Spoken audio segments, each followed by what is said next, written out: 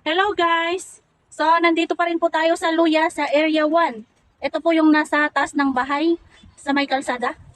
So, ayan guys, nagtatanggal lang tayo ng lupa sa Luya. So, pinipili na rin natin guys yung gagawin nating pangbinhi. At saka yung ibebenta natin na pangbinhi. So, may mga bumibili guys ng ating binhi. So, kahit na pa konti-konti lang, at least merong bumibili guys. So baka meron pa sa inyo guys na may gustong magtanim ng luya, meron po tayong binhi. So ayan, maluwang pa yung ating i-harvest. Mainit guys. Ayan yung araw. Mainit. Buti na lang guys, mahangin, malakas yung hangin dito sa area na pinagtanman natin ng luya. Kaya kahit na mainit, hindi masyadong masakit sa balat. So ito guys yung tinanggal natin na pangbenta. Yung mga ganito.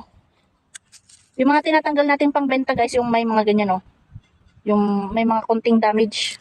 Ayan, at saka yung mga maliliit na ganyan. Ayan, tinatanggal natin yan. So ang ginagawa natin binhi ito, hindi pa natin natanggalan ng lupa. Ayan, nabali na. Yung mga ganito guys, ayan ang magandang pangbinhi. Malalaki. Ayan guys, ito. Ayan. Ganito ang magandang pangbinhi.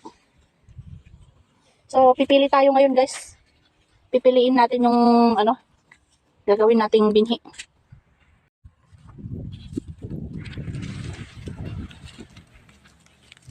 So, mga ganito din ang mga gustong-gusto ng buyer. Malalaki yung mata.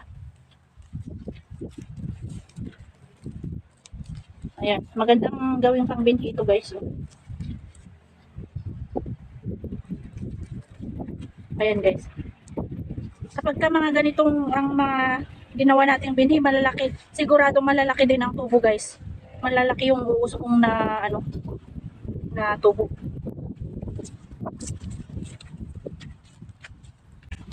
Mga ganito guys, malalaki. Ayan. Ito guys, malaki. Isang ganito po.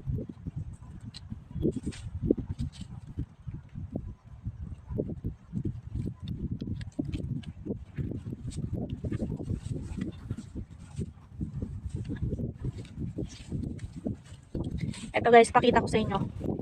Ayan malaki yung ganito niya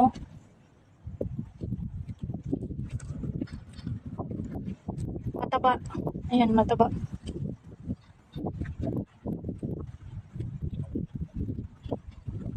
Magandang pangbinhi ito guys. Ayan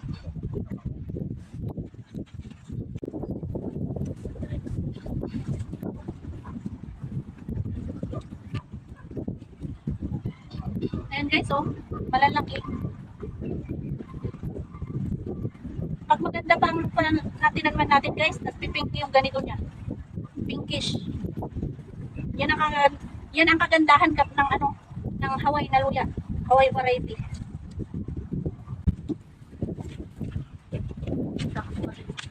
Ayan guys, malalaki. Ayan. Bilog-bilog siya. So ito ang mga gagawin natin pangbinhi guys. Tsaka yung mga pangbenta din natin na pangbenta. Kasi may mga bumibili din guys ng pangbinhi. So kung kayo guys ay bibili bibili kayo ng binhi, ngayon na kayo bumili kasi pagdating na ng April, May. Pagdating na ng April at May, magmamahal na ang presyo ng binhi. So, kung kayo ang nagbabalak guys na bumili ng ng luya, ayan. Ngayon na kayo bumili. So mga ganito guys ang maganda. Ayan. So kami guys, kapag nagbebenta kami ng binhi, rambol yan, merong mga ganito. So hindi malalaki lahat. Kasi kung ang gusto po ninyo ay yung big size lahat, ibang presyo po nun, mas mahal po. Pag nagbebenta po kami ng binhi guys, May mga ganito, ayan, ganyang size. Rumble po pag nagbebenta kami. Ito. Ito ay small, may ganyan. Merong ganito. Tapos meron ding big size. Meron ding big size. So, rumble po yun guys. Hindi po pwede na ano, big size lahat. Kasi depende po sa buyer, kung gusto po niya ng big size lahat, mas mahal po yung presyo namin.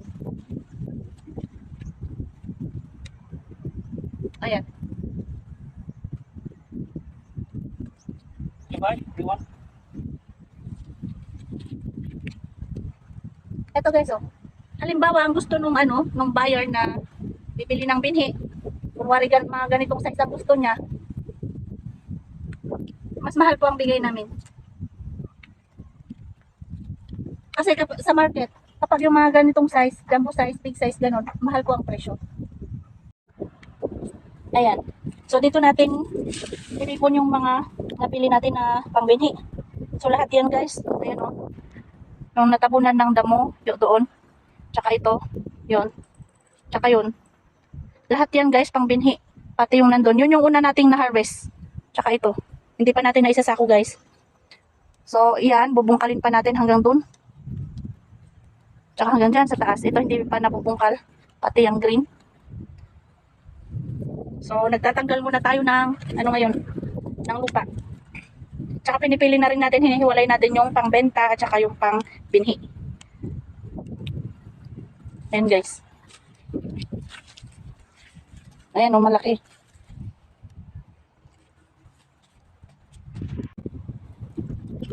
May dumapot guys o.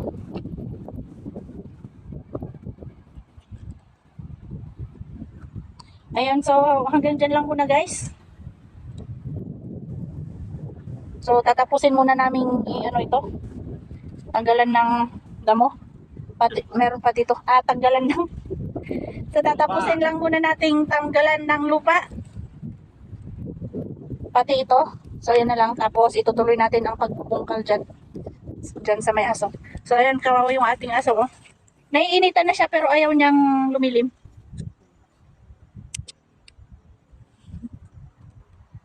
So, hanggang dyan lang muna guys. Thank you very much sa panonood.